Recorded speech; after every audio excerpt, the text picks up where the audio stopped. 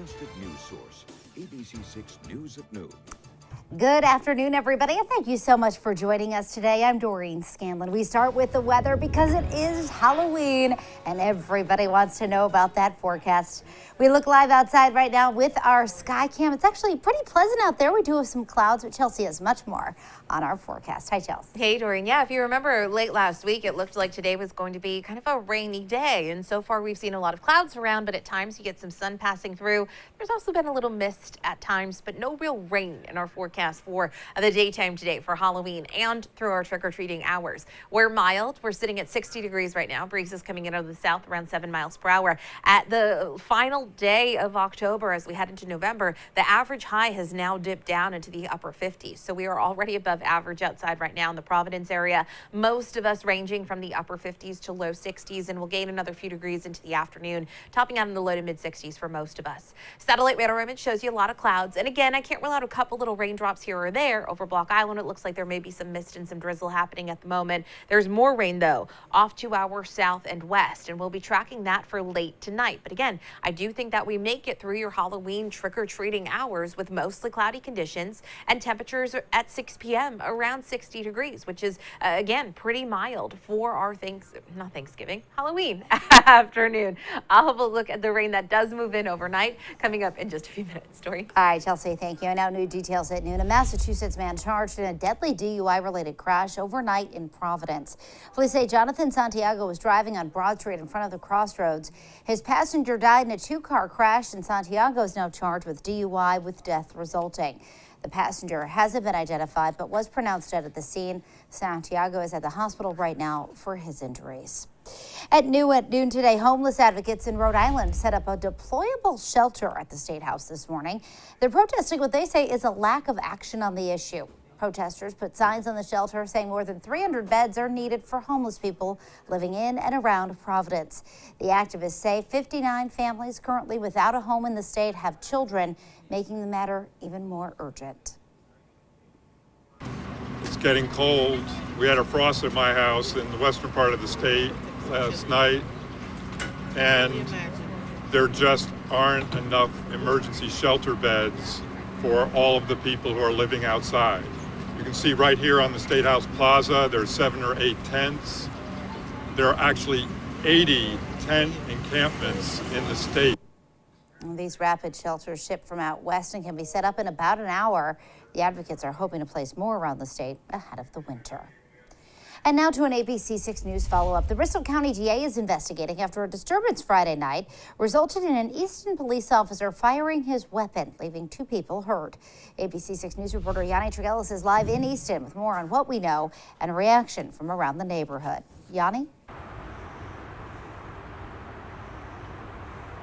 Good afternoon, Doreen. Well, that shooting happened at just before midnight on Friday here in Easton, and that one officer now on paid leave, and one of the men that is shot is in custody in the hospital. Now, according to Easton Police Chief Keith Boone, at just before midnight, police were called to a home on Central Street for a disturbance, and when they arrived to the home, Boone says the officers found a man holding a knife. According to the department, the officer involved believed the situation to be potentially lethal and fired his weapon, shooting the man with the knife and grazing one other person. That officer now on paid leave, and the man is in custody while being treated for his injuries at a local hospital. And neighbors I spoke with today telling me that they heard 2 gunshots that night, and they also said that something like this happening in their normally quiet neighborhood is unusual.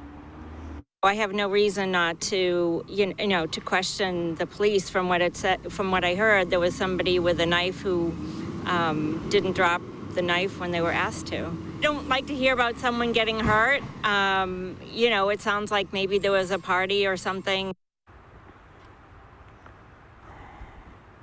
And that officer is on paid leave again at this time, as is the department's standard procedure while a shooting with an officer is investigated. And that investigation is being done by the Bristol County District Attorney as well as state police. And as of Saturday, that man that was holding the knife, he was still in the hospital. We have reached out to the district attorney's office today for more updates on this investigation and what charges that man may be facing. We have not heard back yet as of noontime today. As for the other person that was shot and grazed, they were treated at the hospital that night and were later released. For now, we're live in Easton. Yanni Trigelis, ABC6 News. All right, Yanni, thank you. And trending right now, a decades-old murder case down on the Cape that's caused plenty of intrigue, finally getting some new life today.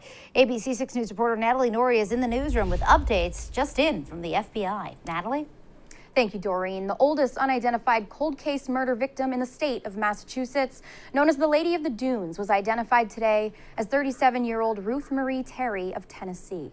On July 26th of 1974, Ruth Marie Terry's body was discovered in the sand dunes about a mile east of the Race Point Ranger Station in Provincetown.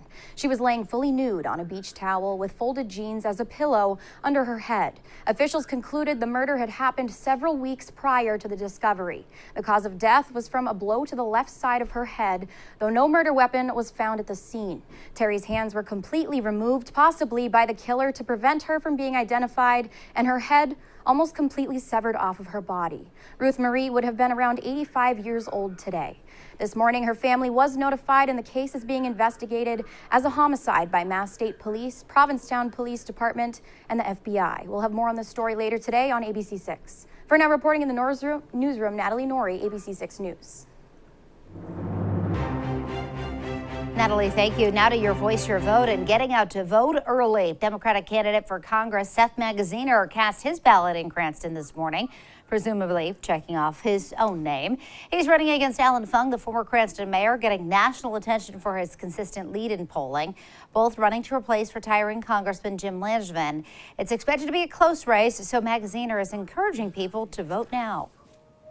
Well, we encourage everyone to vote early if you can, because it never hurts to get your vote in early, make sure that your voice is heard, so that if on election day you wake up and you're not feeling so well, you get caught in a traffic jam, you don't have to worry about it because you already voted. Early voting runs through Election Day. The locations are available through the Secretary of State's office. And tomorrow is the last chance for Massachusetts voters to apply to vote by mail. All applications must be received by local election officers by 5 p.m. Tuesday. If you haven't applied yet, the Secretary of the Commonwealth encourages you to do it electronically, since if you mail it, it will not reach the offices by the deadline. And we turn to news from our schools now. This morning, the Pawtucket School Department breaking ground on what will be a brand new Elizabeth Baldwin Elementary School. This is on Whitman Street in the city.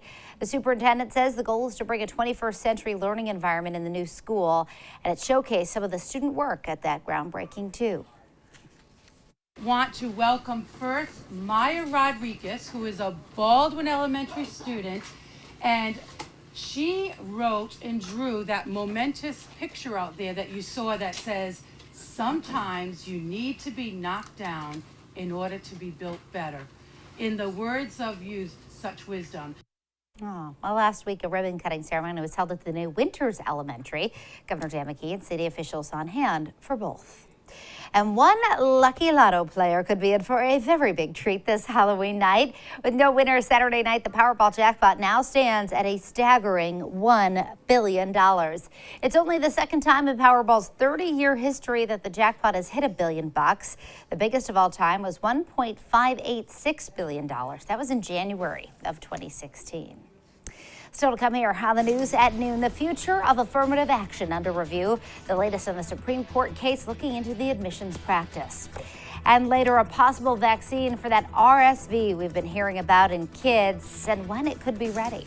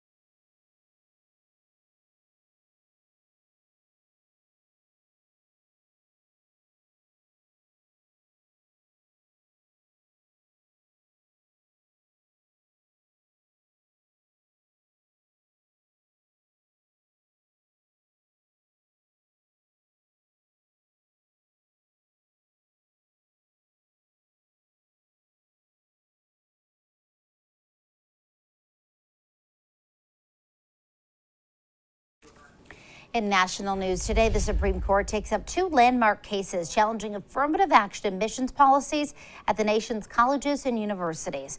Although it's meant to increase diversity, many argue it's actually leading to discrimination. ABC's Justin Finch reports. A decades-long precedent in education could be overturned as the Supreme Court is once again being asked to consider whether race should play a role in college and university admissions. Racial classifications are wrong. That principle was enshrined in our law at great cost following the Civil War. I'm struggling to understand how race is actually factoring into the admissions process here, and whether there's any actual redressable injury that arises. The High Court has previously ruled race can be used as a factor, among others, as campuses seek more diverse student bodies. But that could change this session with the court's 6-3 conservative majority and Americans changing attitudes. A Pew Research poll this year finds more than 6 out of 10 Americans oppose using race or ethnicity in college admissions, including majorities of Hispanic, Asian, and African Americans surveyed. The heart of the issue is, should colleges and universities treat students differently because of their race and their ethnicity? Edward Blum of Students for Fair Admissions is behind the Supreme Court challenges to affirmative action at Harvard University and the University of North Carolina, Chapel Hill, arguing those policies disadvantage white and Asian American students and violate civil and constitutional rights. Lower courts rejected Blum's position, citing Supreme Court precedent, but the High Court chose to take up both cases. Harvard and UNC underscoring race is only part of their holistic review of applicants and is crucial to sustaining minority student enrollment. And new Justice Ketanji Brown Jackson is recusing herself from that Harvard case as a former member of its overseers board. The court is expected to render its decision next year. Justin Finch, ABC News, Washington. And still to come here on the news at noon, the latest on the potential for an RSV vaccine as cases rise across the country. We'll hear more from Chelsea, too, on that Halloween forecast right after this.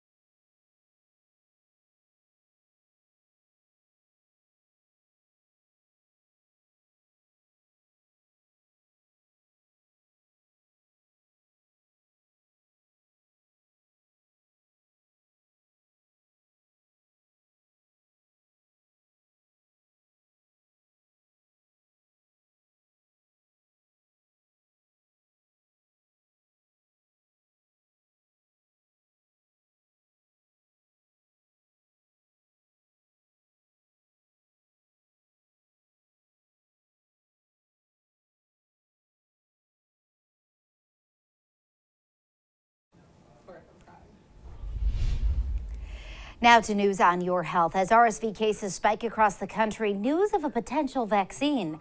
4 vaccines could be nearing review by the FDA, and more than a dozen others are in testing.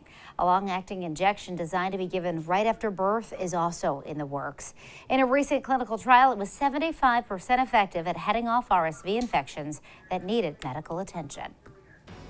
And now, your ABC6 Storm Tracker weather with meteorologist Chelsea Priest.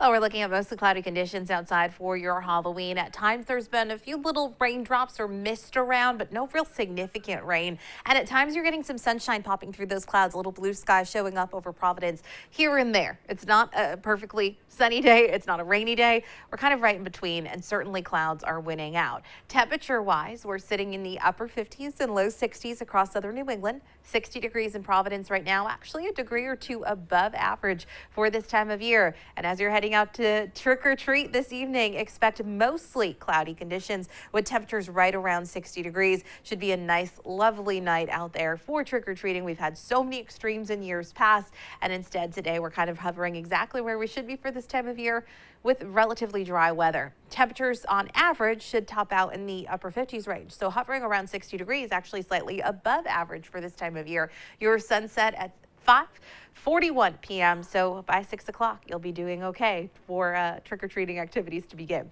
Breezes coming in out of the south-southwest around 5 to 10 miles per hour. That is typically a warmer wind direction, and we're looking at warmer than average temperatures continuing through the entire 7-day forecast. Topping out in the mid-60s today, mid-60s again tomorrow, upper 60s on Wednesday, even on Thursday in the low to mid-60s range. And as we head into our first weekend of November, it looks like temperatures will be hovering around 70 degrees. Really warm for this time of year, 10 degrees warmer than average. What you're looking at outside today is a lot of clouds in place. Again, I can't rule out a little bit of some mist, a little bit of some damp conditions, but no real rain in our forecast. We're not talking about a soaking rain. We're not talking about scattered rain showers, just a little bit damp.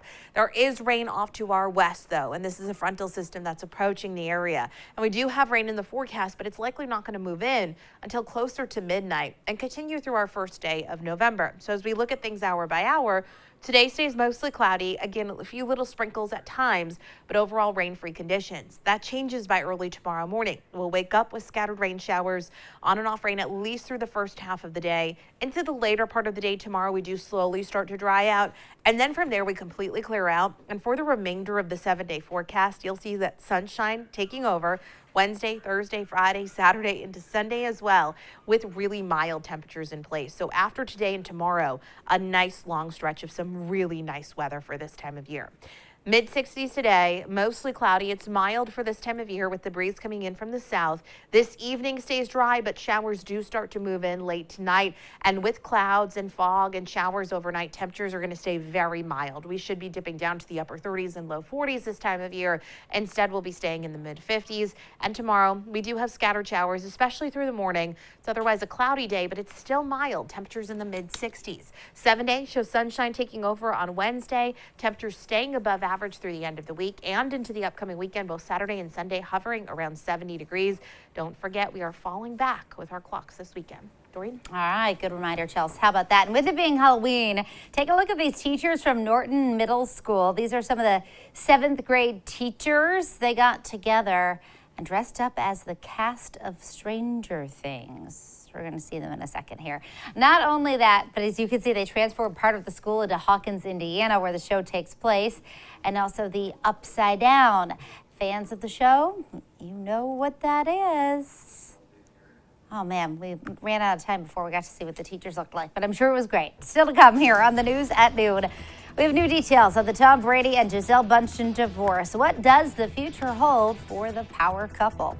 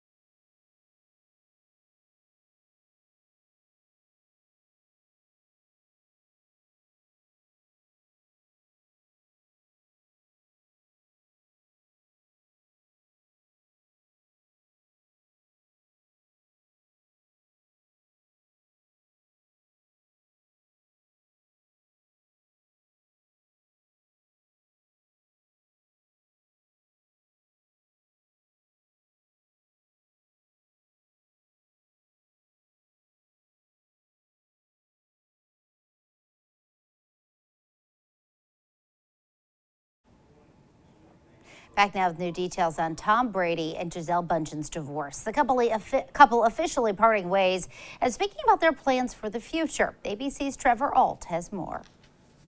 This morning, superstar quarterback Tom Brady and supermodel Gisele Bündchen starting a new chapter apart after finalizing their divorce Friday. Brady posting to social media, "We arrived at this decision amicably and with gratitude for the time we spent together." And Bündchen writing, "The decision to end a marriage is never easy, but we have grown apart." They were married 13 years and have 2 kids. Gisele also stepmother to Brady's son with his ex, Bridget Moynihan. Over the weekend, People magazine reporting Brady spent time with his children, taking them to a movie. A source told People that, they have very much not had the same goal when it comes to their relationship as a couple, but they do have the same goals when it comes to their children. It's been a year of change for Brady. In February, the 45-year-old 7-time Super Bowl champ announcing he was retiring from football, saying he'd spend more time with his wife and children, only to change his mind, abruptly unretiring 40 days later. Bündchen was reportedly not happy with that decision. She's talked about this for at least 5 years, that she wanted him to retire. And I think that, yes, reversing course and deciding you're going to prolong it kind of prolongs the, what are we doing? When is this going to happen? Since then, Brady's struggled on the field. His Tampa Bay Buccaneers off to Brady's worst start ever. But he told the Let's Go podcast last week he has no plans to quit mid-season. There's no immediate retirement in my future. I told him in March I was playing, and I've never quit on anything in my life. And Bündchen, who retired from the runway in 2015 to spend more time with her family, last month telling Elle magazine she's ready for what's next, saying, quote, "I feel very fulfilled as a mother and as a wife, and now it's going to be my turn." They both came into their marriage very wealthy and successful, so I'm assuming they will each take what they came into the marriage with and find an equitable way to divide what they earned together during the marriage.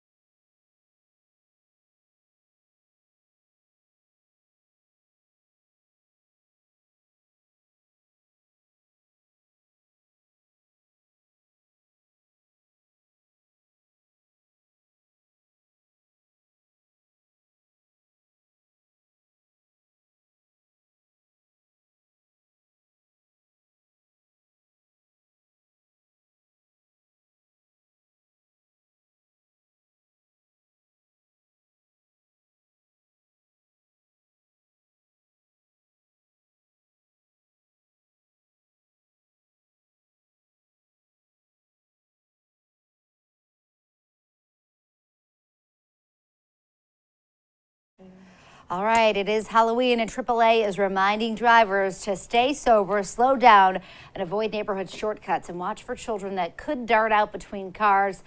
And trick-or-treaters, make sure you have a flashlight so you can be seen. Got lots of those glow sticks ready to go for tonight, Chelsea. Or maybe some reflective costumes. Yes, that's always a good idea. Costumes or something like that. I don't know. Those are good Anything, ideas. make sure they're seen. And of course, make sure you're taking extra time too. Yeah, and driving Chelsea's is always scary. the hero after the rain is moved off till later tonight. It's not a perfect day, but it's a lot better than we've seen in years Yeah. past. And on Friday when we talked, it did look like it was going to be more of a rainy day. There's been some mist and some drizzle at times, but overall just mostly cloudy conditions. Tomorrow, a better chance of rain, but staying mild through the 7-day. My children threatened their friendship with They Chelsea did. over the forecast, so you're Right. safe. That's going to do it for us for now. The news continues first at 4. Have a great day, everybody.